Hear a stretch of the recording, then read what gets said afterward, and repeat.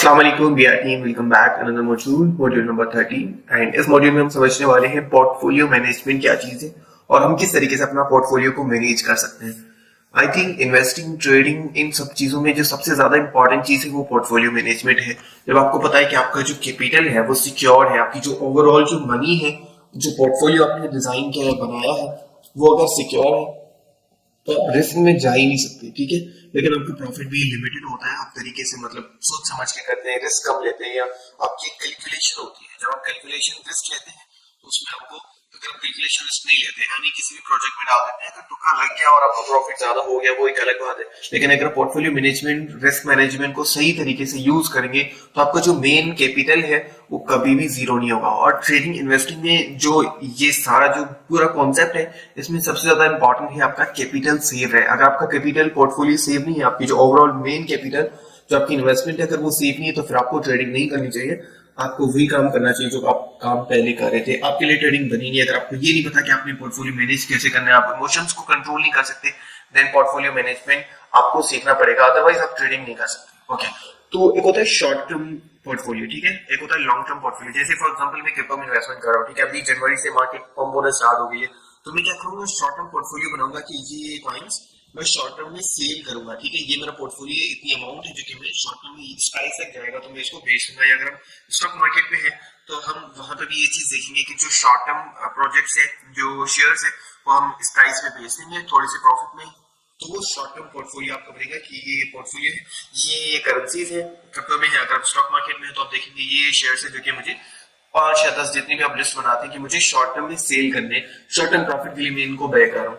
एक तो वो पॉइंट्स, एक तो आपका शॉर्ट टर्म पोर्टफोलियो होता है, एक होता है लॉन्ग टर्म पोर्टफोलियो। ये सबसे ज्यादा इंपॉर्टेंट है। और लॉन्ग टर्म पोर्टफोलियो में आपने वही प्रोजेक्ट्स लेने हैं। फॉर एग्जांपल अगर आप मेरी बात करेंगे तो मैं बिटकॉइन, इथेरियम एंड डॉट एडा एंड कुछ अल्ट कॉइंस, टोटल मेरी जो लॉन्ग टर्म पोर्टफोलियो में सिर्फ 7 से 8 कॉइंस है। आज एक और कॉइन मैंने 8 किए, तो 8 कॉइन ऑलमोस्ट मेरे मतलब क्रिप्टो करेंसी के अंदर टोटल पोर्टफोलियो के अंदर सिर्फ 8 प्रोजेक्ट्स हैं जो कि मैं ऑलमोस्ट 2030, 2040, 2050 तक भी होल्ड करना चाह रहा हूँ, ठीक है। तो ये होता है लॉन्ग टर्म। एक तो शॉर्ट टर्म पोर्टफोलियो जिसमें 6 मंथ, 1 ईयर, जैसे ही वो अपनी ऑल टाइम हाई को रीच करेगा मैं अपनी इन्वेस्टमेंट निकाल दूंगा, तो वो होता है शॉर्ट टर्म पोर्टफोलियो, ठीक है। एक और शॉर्ट टर्म, अगर आप मतलब एकदम बहुत ही शॉर्ट टर्म प्लेयर है जो कि आप समझ रहे हैं कि आपके लिए लॉन्ग टर्म ही इन्वेस्टमेंट 5 साल तक मैक्सिमम है, तो फिर आप लॉन्ग टर्म पोर्टफोलियो उस हिसाब से डिजाइन कर सकते हैं। मेरे हिसाब से जो लॉन्ग टर्म इन्वेस्टमेंट वो 30 साल 40 साल है, क्योंकि क्रिप्टो के अंदर अगर आप 30 साल से 40 साल के हिसाब से चल रहे हैं ना, देन आपको ये आपकी जो $1000 है उनको मिलियंस ऑफ डॉलर्स में कन्वर्ट कर सकते हैं आप। और सब लोगों ने ऐसे ही कन्वर्ट किया, ऐसा नहीं है कि आप एक ही साल में, 2 साल में, 3 साल में इतने पैसे बना सकते हैं। $1000 से आप $100 लेके आते हैं मार्केट में, और आप एक्सपेक्ट करें कि आपको $1,000 मिलेंगे, तो चीज पॉसिबल नहीं है। 2-3 साल में तो पॉसिबल नहीं है। अगर 10-20 साल में तो 20 ही पॉसिबल है, मिलियन से भी बना सकते हैं $100 से, वो चीज पॉसिबल है।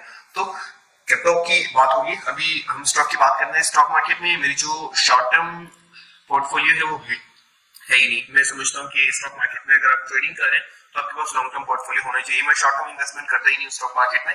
मेरी जितनी भी इन्वेस्टमेंट है वो लॉन्ग टर्म के लिए है, और मैं उसमें डॉलर कॉस्ट एवरेज ज्यादा करता हूँ स्टॉक मार्केट के अंदर। क्रिप्टो में भी करता हूँ, लेकिन स्टॉक मार्केट में क्योंकि मेरी इन्वेस्टमेंट लॉन्ग टर्म के लिए है तो मैं पैसे निकालता नहीं हूँ। मेरा शॉर्ट टर्म वहां पे है नहीं, सिर्फ लॉन्ग टर्म। लेकिन आपने दोनों रखने, क्योंकि आपको प्रॉफिट चाहिए होता है। मैं अपने पैसे निकालना नहीं चाहता, मुझे कोई और यूज नहीं करने, या मुझे मेरी एक्सपेंसेस में कहीं और से निकालता हूँ, या जो भी चीजें हैं मैं जो अपने ड्रीम से वो कहीं और से कंप्लीट कर रहा हूँ। मैं यहाँ पे इनफैक्ट इन्वेस्टमेंट बढ़ाता जा रहा हूँ क्योंकि मेरी इनकम ज्यादा है, जो खर्चा वो मेरा कम है, तो पैसे जितने भी बचते हैं मेरे पास वो सारे मैं स्टॉक इन क्रिप्टो में डालता हूँ, तो इनफैक्ट मेरा पोर्टफोलियो बढ़ रहा है। तो आप इस तरीके से डॉलर कॉस्ट एवरेज कर सकते हैं, लेकिन आपने लॉन्ग टर्म, शॉर्ट टर्म दोनों चीजें करनी है। अगर आप स्टॉक मार्केट में भी है और क्रिप्टो मार्केट में, तो दोनों चीज आपको करनी चाहिए। तो पोर्टफोलियो मैनेजमेंट के अंदर जो मेन चीज है ना, तो ये है कि आप प्रोजेक्ट्स कौन से चूज कर रहे हैं। यही जो मेन चीज है ना। लॉन्ग टर्म, शॉर्ट टर्म एक अलग बात होगी, लेकिन जो इंपॉर्टेंट चीज है कि प्रोजेक्ट्स कौन कौन से चूज कर रहे हैं, ठीक है। आपके पास मैक्सिमम मेरे ख्याल से प्रोजेक्ट होने चाहिए तो 10 से 15 होने चाहिए। इससे ज्यादा अगर आप करेंगे तो आप अपने रिस्क को बढ़ा सकते हैं, या अगर इससे ज्यादा भी करते हैं तो फिर आपकी कैलकुलेशन होनी चाहिए, ठीक है,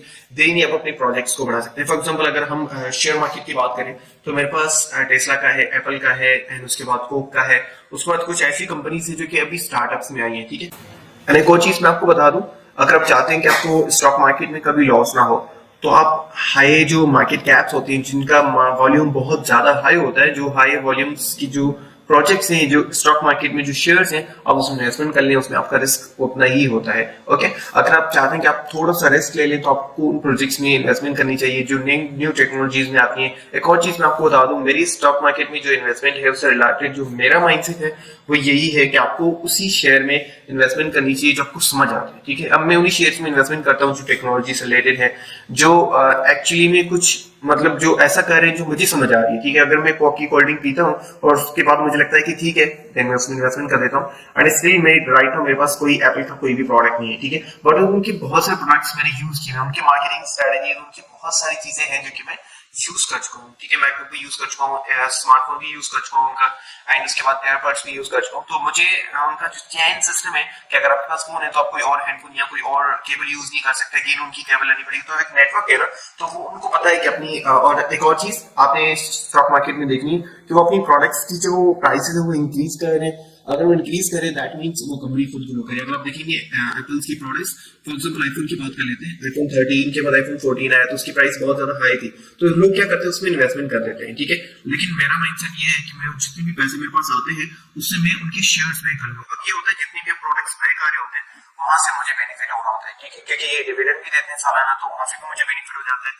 तो ये सारी चीजें यहाँ पे हो जाती है। ठीक है, तो आपने जो प्रोजेक्ट से वो सोच समझ के चूज करनी है, पोर्टफोलियो के अंदर यही इंपॉर्टेंट चीज है। ओके, अब मेरी स्ट्रेटेजी क्या है, मेरी जो टोटल पोर्टफोलियो, फॉर एग्जांपल अगर आपके पास $100 है, $100 की कैलकुलेशन बहुत इजी सबको आ जाती है, लेकिन आपने कैलकुलेट करनी है 60% आपका जो पोर्टफोलियो वो लॉन्ग टर्म के लिए होना ही चाहिए। ठीक है, बाकी शॉर्ट टर्म और ट्रेडिंग के लिए आप अपने हिसाब से मैनेज कर सकते हैं। मेरा जो माइंडसेट वो यही है, 30% में लॉन्ग टर्म में करता हूँ एंड 10% जो है मैं ट्रेडिंग में इन्वेस्टमेंट करता हूँ।